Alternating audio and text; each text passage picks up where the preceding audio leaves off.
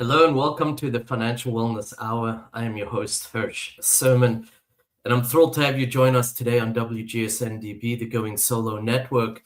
This show is for people wanting to learn more about creating financial wellness, and we're going to look at different life cycles. We're going to explore them both financially and emotionally, because personal finances are usually not about the money, but rather about the emotions associated with your funds. And the healthier we are emotionally, the better decisions we tend to make, whether it's financial or in the rest of our life as well. We're going to be a little general in our discussion, so we'd love to hear from you to make it more relevant. So please reach out. You can reach me through my website, lifecycle.financial.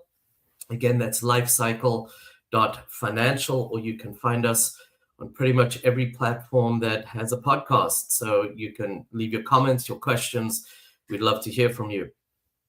I think we've all heard the phrase, you're out of your mind, or something to the effect of the only thing holding you back is yourself, that we put our own limitations on ourselves. And today we're actually going to explore how being out of your mind might be a good thing. What we're going to look at is changing the framework of how we look, how we see things, and maybe by reframing things in many ways, we can have a mindset shift that will help us look at things differently, do things differently, be more effective, and lead happier lives. So I'm really happy to have Lisa Lisser join us. Lisa I'm going to run through most of the things that I'm aware of anyway. Lisa is an attorney. She is very engaged in nonprofit work, a public speaker. She's an advocate. I believe you've served on several boards. You're a certified spiritual counselor. I know that we're going to speak a little bit about some of the programs. You are a divorce coach. If I'm missing anything, Lisa, please forgive me. But I tried. I did. I am a big fan of Lisa. Lisa and I know each other for several years already, and is continuously growing and offering more to her clients, which is something I think is so important. But with her background, I think becomes so perfect to work with people going through such a large transition as a divorce. So Lisa, welcome to the show. I really appreciate you joining us. And I don't know how many business cards you have, because there's no way you're going to get all of that on one, but I'm happy to have you here. And I'm sure our listeners will be very happy as well. Oh, thank you so much for that lovely introduction, Hirsch. I've lived a life, right? We all have. And so it took lots of twists and turns, and I collected experiences, as we all do. And then I realized that my collected experiences with, a master's in Jewish education when I was in my, late 40s, shifted things and guided me toward spiritual counseling, toward evaluating what my life really looked like during a time of great transition with my own divorce. It helped me reframe what it is I want to do, what I'm meant to do, and how I can focus on what's most important to me in creating this different chapter of my life. Right. So that's how I sort of bundled everything together. So I am going to add one thing to my description, and I'm a big fan of being a role model. I think sometimes for our kids, whether you're going through adversity or whether you take on new challenges, whatever it is, being able to show our kids it's possible. My dad was 48 when he came to America. He had to redo all his boards. I remember I was a teenager and I just wanted to go out in New York and enjoy. I'd come home on a Saturday night, he'd be studying, right? So being able to role model, I think, is a very big one. And one of the big roles you play on the work side is you're a divorce coach. And I'm sure you get this all the time. But I'm going to ask you, before we kind of dive into the show, if I can say that, what is a divorce coach? How is it different to a therapist? What is the role? I think there is confusion. And before we kind of talk about some of the things we're going to, I'd love people to get kind of a framework of the different roles between coaching, divorce therapists. Of course, it is a big question because divorce coaching is a relatively new field. I was certified as a divorce coach. I took the training 4 years ago. I did it in 2022. And prior to that, it didn't start in a certification in 2011, 2011. So we're only talking about 15 years of people really training to do this work. And so what does that mean? Coaching is a modality where we look at where you are and we help you navigate your steps forward. Therapy, on the other hand, looks at where you now and tries where you are now and tries to unravel the things that happened before that got you to where you are. And that's really valuable work, getting a handle on how your past is impacting your present. What we do in coaching is we look at your present and we ask you to think, what do you want for your future? And what are the practical, tactical, emotional steps you need to get there? So when it comes to divorce is so terrifying because everything you thought you knew about your life is changing and it's out of your control. So a divorce coach helps you name the emotions, identify what you're most afraid of, and then help you, guide you to walk through it toward what you want, what you need, and what you want more, so that you realize that nothing is set in stone. You can take baby steps, and you have someone on your side who is not invested in the work taking longer. I'm invested in the work getting you to where you need to go. So that's the difference. And I in my non-training try to describe it very similar. I think it's sometimes what are the habits or patterns that got you to this point would be the therapy, and then what are the habits and things that I want going forward could be the coaching and getting where you want to go. And as you said, both are very, very important. I don't think you say, oh, I'll pick that one over that one. They have very different reasons. If you are somebody who tends to date the same person and it doesn't work out, that might be something you want to think about. You would, look at that differently to these are the things I want, from a habits and values going forward. Right. So, and again, I will put this out there. I was this way going through my divorce. I am not ashamed to say it. You are not emotionally at your best, which means you are not thinking at your best when you go through a divorce. Having an objective voice like Lisa as you go through this path and this process can be a very, very important, valuable resource that you go through. And, as you said, a lot of these resources of today are relatively new. And I think it's important people understand, if you went through a divorce 10 years ago, even, which is not that long ago, the resources available now versus then are tremendously different. So. Yeah, tremendously different. And, as you said, when you're in an emotional, overwhelmed state, it's really hard to make good decisions. And the thing about divorce is that you feel like you have to make all the most important decisions that are going to impact you for the rest of your life. Yes. When you're not in the headspace to do it. And that's why having a coach walk those steps with you and help you see, what do I know? What don't I know? What do I need to learn? Yeah. That just gives you a little bit more confidence that maybe I actually can make a good decision, not just make a decision, And it's funny you say that. I love that because I literally had a client say Friday, can't you just decide on this for me? And I said I could, but you don't want me to. Yeah. So I don't have to live with that decision. They do. But if they work with the right person, they can have all the tools and they can have the information thought through that makes a good decision. So yeah. So one thing that my clients share with me is that they sit in the attorney's office and the attorney gives them options and then says, so what do you want to do? right. And they don't know. So they say, well, what do you think I should do? And then the attorney says, well, I can't make that decision for you. And they're right. Just like I can't make that decision for you. But the difference is that I will walk them through the different options so that they can come to the decision that's right for them after they've really thought about it and sort of looked 360 degrees to see, like, what does this decision give me? What does this decision give me? How can I benefit from that decision? So it's different roles. I help you get to the decision, not say, oh, sorry, decision's yours, I'm out. Yeah. Well, and I like that, because it's nice to have the options, but if you don't understand them, they're not that valuable to you. Right, right. And so really being able to walk through them and talking about valuable and values. I know you and I are very aligned in this.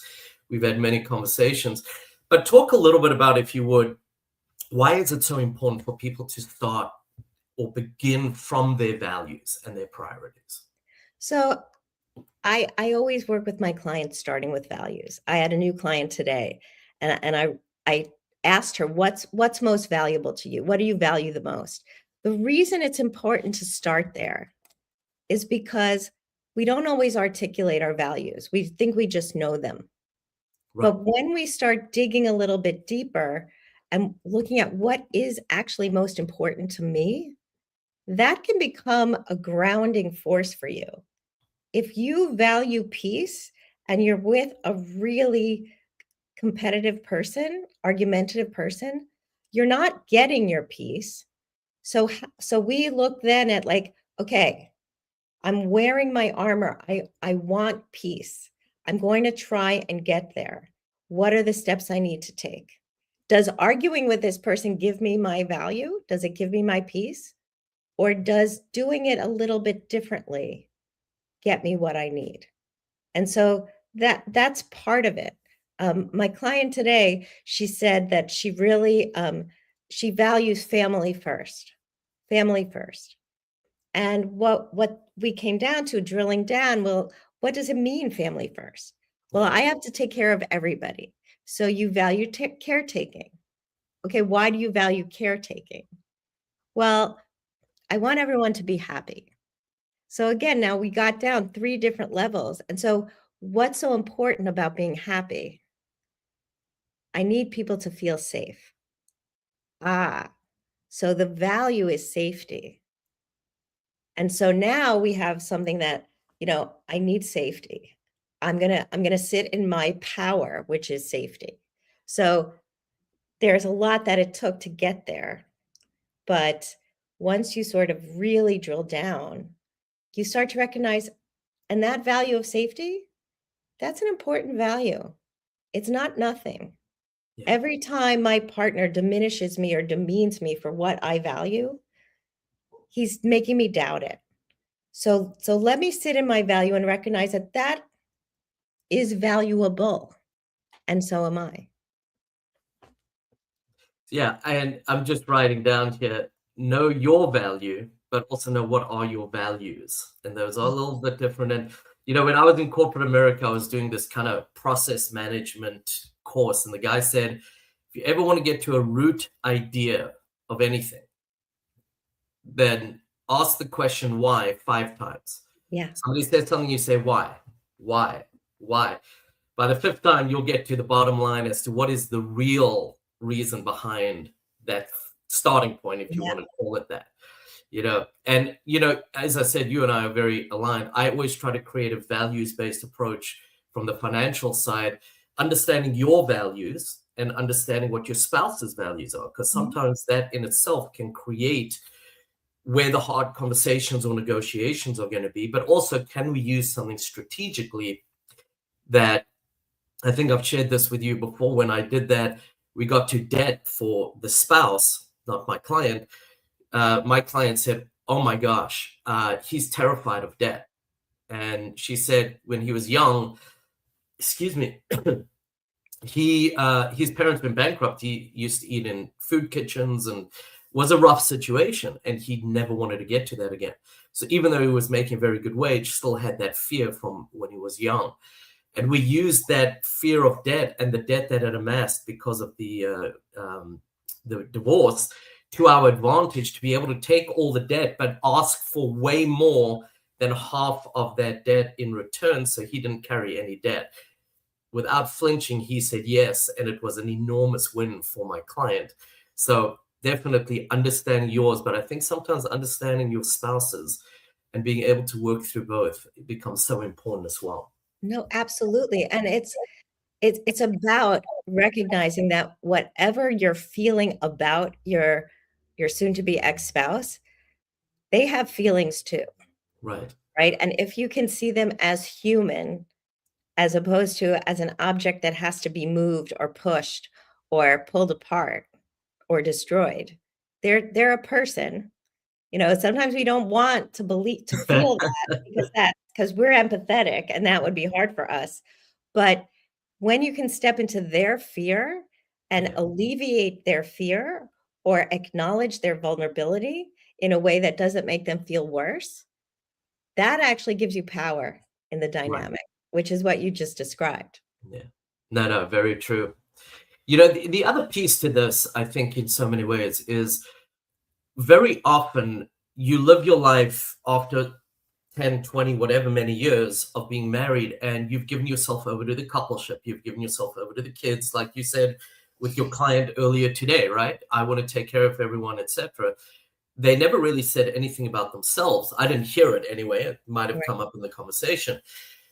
We sometimes forget who we are. We sometimes forget what really do we value, what are our priorities. And I think that's another piece that becomes so very important in all of this, is identifying them, because sometimes we've lost that or we've forgotten what they were. What Yeah. brought us joy? What is the things that we value that become so important to us? I was dealing with a client, I'm going back several years already, probably 6 or 7.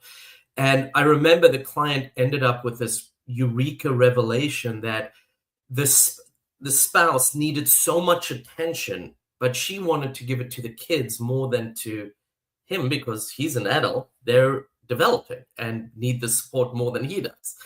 And she came to this realization that her value of where she wanted the attention was to her kids, but it wasn't going there.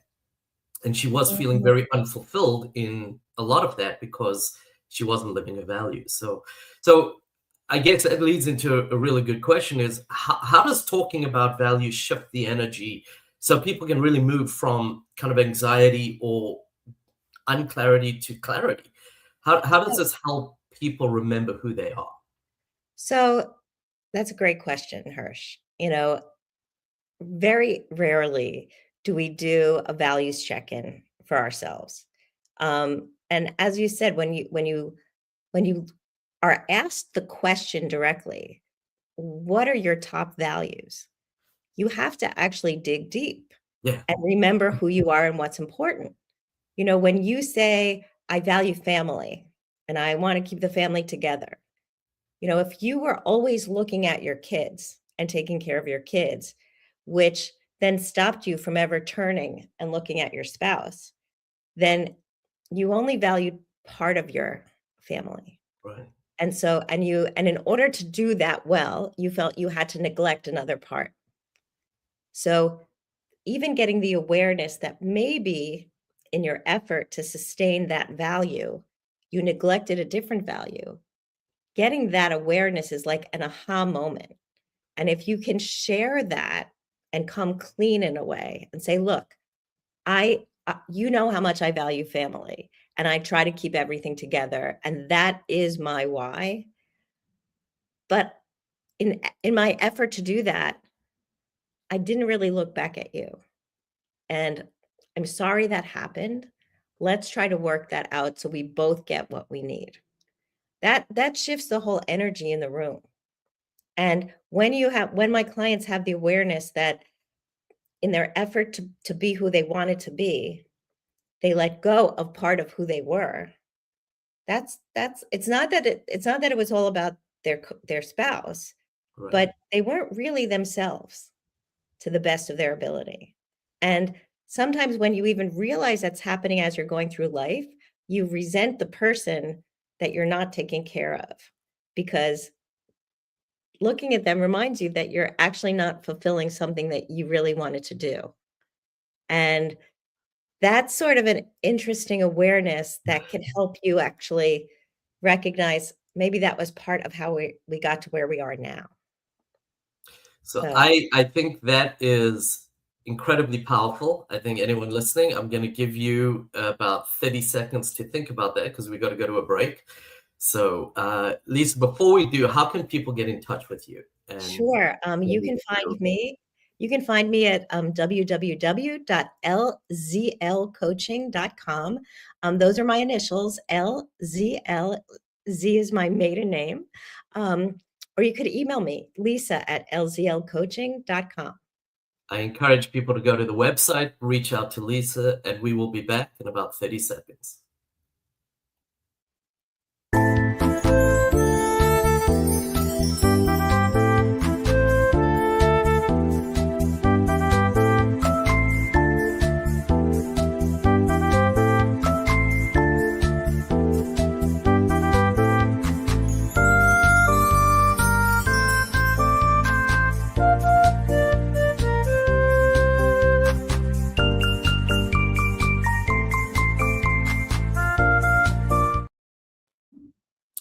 Hello and welcome back to WGSN-DB, Going Solo Network. I'm just scribbling notes because I want to recap some of the things. I'm never going to get them all.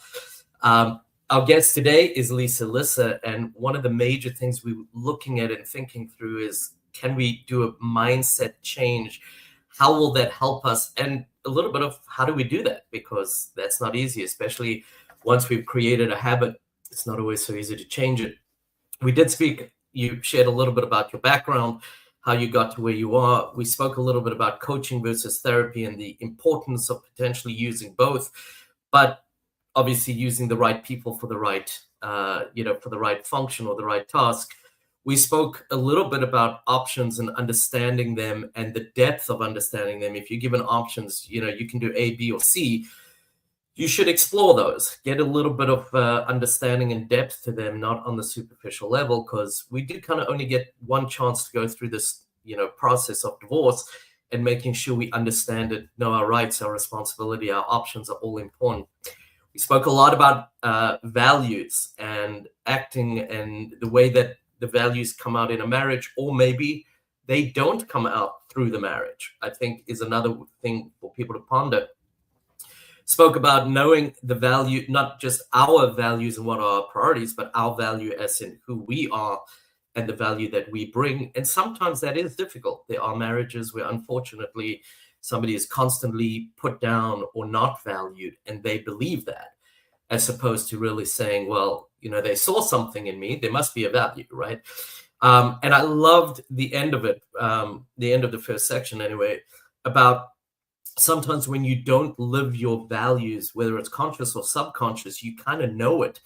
And that can sometimes build resentment because of not living them. And I thought that was very, very powerful, because it sounds like, if I'm hearing you correctly, that you actually might create the opposite result of what you're wanting if you're not living your values. Did I get that right? Because I thought that was a very powerful point. Yeah, no, you got that right. And it's not that we are intentionally trying not to live our values, but in our effort to be 100% in one area, let's say the kids, of living our values, we're neglecting another part of our family, another part of our lives. And neglecting it might sound like a hard word, but it's a question of, you can't keep all the balls in the air at once. Sometimes it's just too much. And so something's got to give, like the movie, from years ago with Diane Keaton and Jack Nicholson. Something's got to give. And what is that? And sadly, often it's the attention to the marriage. If you're paying attention to the family, you don't always pay attention to the marriage. Or you think that, well, marriage has its rough spots. We'll get through this rough time. And that's really valuable too. But you have to actually turn toward each other. And that's language from the Gottman Institute, John and Julie Gottman, who are the relationship gurus, the love gurus. They have a lab called the Love Lab. And they seriously, have been studying relationships for decades. And they know that when people don't turn toward each other, especially when conflict arises, when they turn away or they turn against, then they're looking for trouble. It's not. Yeah.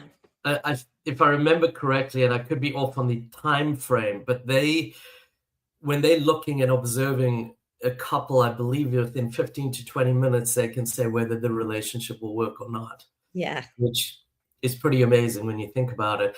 And the basis of this, if I'm understanding correctly from our previous conversations, the basis for habit change is neuroscience. Yes. So how does that work? How does that play into all this kind of preamble of what we've been saying for the last 20 minutes? Right. No, it's biology, right? It's biology. So we are wired with neurons and electrons, and they are the tools that help us create patterns. So if your pattern has been like when I'm frustrated, I'm just going to go quiet because I don't want to engage in a conflict. So now it becomes easier every time you don't do something or you don't deal with the situation, then that habit, it becomes like a highway. It's a highway in your brain. It's much easier to take the highway route than it is to go through a path hiking in the hills. Right. So when you are starting a new habit, it's really hard and you have to take baby steps. And I often imagine it like I'm going through the jungle with a machete and I've got to cut this path, and it's hard. But each time I walk that path, it gets easier. And so like James Clear, who's been on a lot of podcasts lately, he wrote the book Atomic Habits. He talks about making habits attractive so that they're easier for you to start. And you don't have to expect yourself to be full on doing everything perfectly in a new habit, because that'll never work. That's why New Year's resolutions fail 90% of the time. Because if you say, I'm going to go to the gym 5 times a week for an hour each day, and I'm going to lose 30 pounds, that's big and ambitious. You could put that on your wish list. But if you say, I'm going to put my exercise clothes out the night before, and I'm going to go to the gym for 15 minutes and then come home. It's not such a big lift. Right. It's a small task. You know, if you say, I'm just going to start, that can be the beginning of the neuroscience of creating a new pattern. And that's where we talk about mindset shifts. You know, I often hear, and I've always heard, you know, a leopard doesn't change its spots. Right. Right? A person is who a person is, and they're not going to change. And that's 100% true. You're not going to change another person, but you have complete agency over yourself. So if you decide that you want things to be different, and that's all you have to decide, you have to ask yourself, what am I willing to do to make it different, to be different myself? And I'm not asking you to create another highway. I'm asking you to get brave and start cutting a path through the jungle. So that's how neuroscience works, because the new neurons, the new connections take a while to get settled, to get set. As you're saying that, I'm just thinking of my morning routine, and you know, my son lives overseas now, and I want to call him in the mornings because that's kind of late for him in the day, but it's before I get my day going. And I will be honest, I would just get straight into my routine unless I left a note or I put it on my phone. Hey, call, right? You just get into those routines and you don't even think about them sometimes. So sometimes you just need, you know, the awareness is the first piece to creating a change that becomes actionable. And so I'm thinking through, as you're saying that, all the things in my life, I'm like, oh, I just need a little reminder on that or that, and that will make it's amazing, because you just, as you said, you get in your car. I'm sure everybody's done this, right? They want to go somewhere, but they always go somewhere else, and they get in their car and they start heading in the wrong direction. It's the same kind of idea. It is because it's so much easier. Like, how often do we get somewhere and we forgot, like we have no recollection of how we got there in a car? You know, exactly. I have done things where right now my dad is going through some rehab, and he was at one facility and then he got moved to another. And so I was driving to see him, and I took myself to the wrong place. because that was where my head was and I'm thinking about a million things. So again, that's where I have to like pause. So I think this is another big thing. Pause before acting, pause before reacting. It's the space between where we get the agency. So I'm going to pause before I get into my bed and put the exercise clothes out. I'm going to pause and I'm going to write a note about what I want to do first in the morning instead of just going through the routine. This is the little pause, the little habit. It's not a big, it's not asking you to do so much, but just that pause helps you, trains you, rewires your brain to do things a little differently. And one other thing that James Clear says, he says that if you get 1% better at something every day, at the end of the year, you'll be an expert in that. I actually have a t-shirt that says 1% better today or something like that, because I got inspired. I wear it on a Sunday because Sunday used to just be like do nothing day. And I was like, there's so much to do. I have to. Yeah. So as you said, just 1%. And it's the small things. Everybody knows, small things.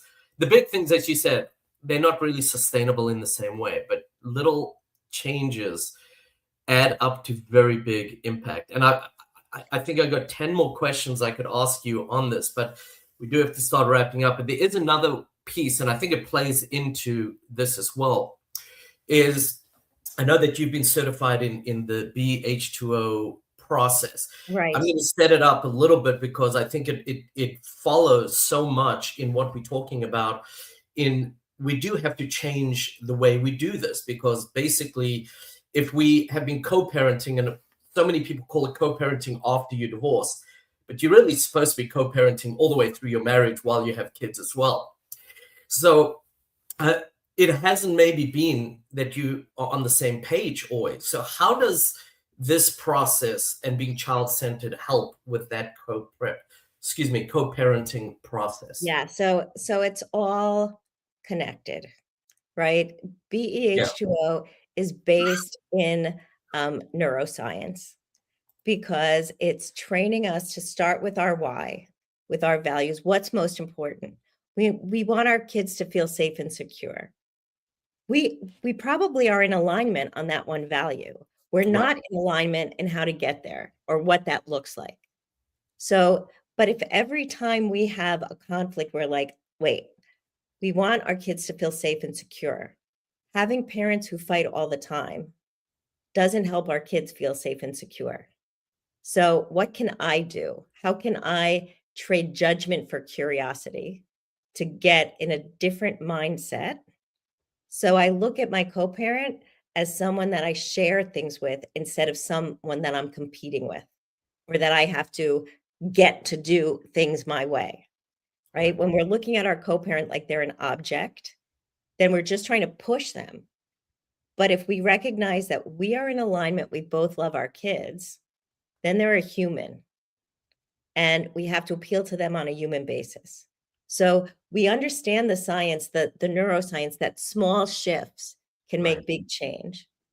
But we also understand that we have something called mirror neurons, which means when someone comes and attacks us, we're going to attack back, because our neurons are modeling that.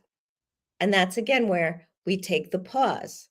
If we recognize that we're getting into it, if we start to recognize the things that happen before the trigger, then we can pause and ask ourselves questions in the space that will allow us to respond in a more reasoned, seasoned way.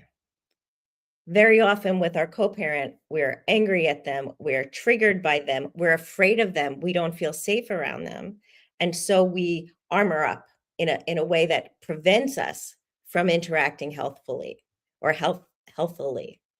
But what we really need to do is get vulnerable, which is really scary, and say, look, I can see where you're coming from. I feel unsafe right now when our child doesn't get picked up on time, because I want them to feel safe. And that makes me worried, and I just get a little crazy around that. So now you're actually using a pattern of speaking, which is like cutting through the forest with a machete. I feel this emotion when this thing happens because I need something. I need something for our child. So again, it's the neuroscience, and what we are training ourselves to do is to take that middle piece when this thing happens, and we make it neutral instead of saying, when you're always late, when you never fulfill what you do, what you say, when you don't come home from dinner on time. So how could we rephrase when you don't come home for dinner when you say? We could say, I feel frustrated when dinner doesn't happen at 6:30 because the kids rely on family dinner at that time and their blood sugar gets all screwed up and then they can't do their homework or whatever it is. This is just an example. But again, it's the neuroscience of shifting, creating a new habit of communication where you're actually starting to acknowledge, what am I feeling? And is this about me? Is this about them? Or is it about the kids? How can I make it about the kids so that I'm not in full accusation mode? I'm in solution mode. And that's what BEH2O is about. I would venture to say the comments people regret or cause the most conflict are the ones in reaction. Yes. So I think that's a big thing. The other piece is understanding what triggers you. And again, that's in your mind, you've got to understand. And then knowing how you react versus I know what triggers me, I want to react differently becomes a very powerful piece of this. And I wish we could continue, but we do have to wrap up. We've already. I know. I just want to share. Yeah, go ahead. And also share how people can get in touch. Right. So the BEH2O method is actually a process. It's a 16-week workshop where parents can do this together.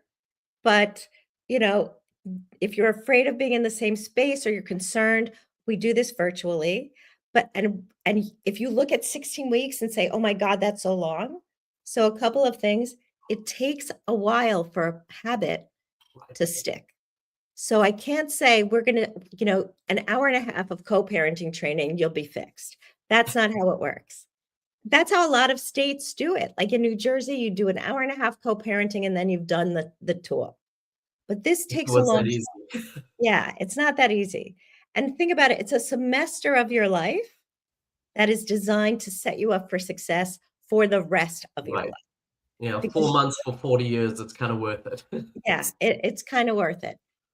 So you can find me to ask questions at lzlcoaching.com.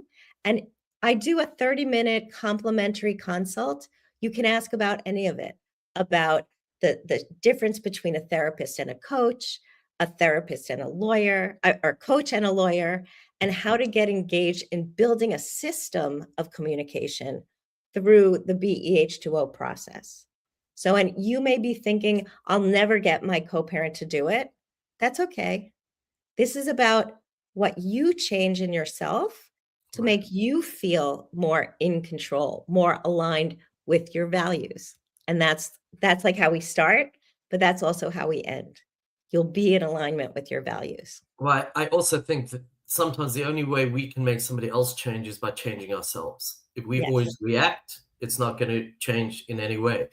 All of a sudden, we have a different way of phrasing or framing things that is thoughtful or compassionate versus reacting aggressively. Clearly, that's going to change things as well. So, Lisa, this is a lot of stuff to kind of absorb, chew on, think about, but I encourage everybody to reach out to Lisa. Go to lzlcoaching.com. I think there's a lot there that you can learn. I encourage you to take advantage of the 30 minutes to get a framework of how can this help me and how can I get to where I want to, because unfortunately, sometimes we're not even sure how to evaluate that ourselves, and having someone who's objective be able to kind of ask you the right questions, guide you in that way, becomes very valuable for you as well. I am Hirsch Serman. your host for the Financial Wellness Hour. I appreciate the help behind the scenes, being able to make this so easy just to have a conversation for me to learn. I love having people like Lisa on because I learn so much. You can reach me at lifecycle.financial. That's the company name, lifecycle.financial. Or you can reach out to Lisa as well there, or at her website, LZL Coaching. Thank you so much, everybody. I look forward to you joining me on my next show. Have a great day. Bye. Thanks so much, Hirsch.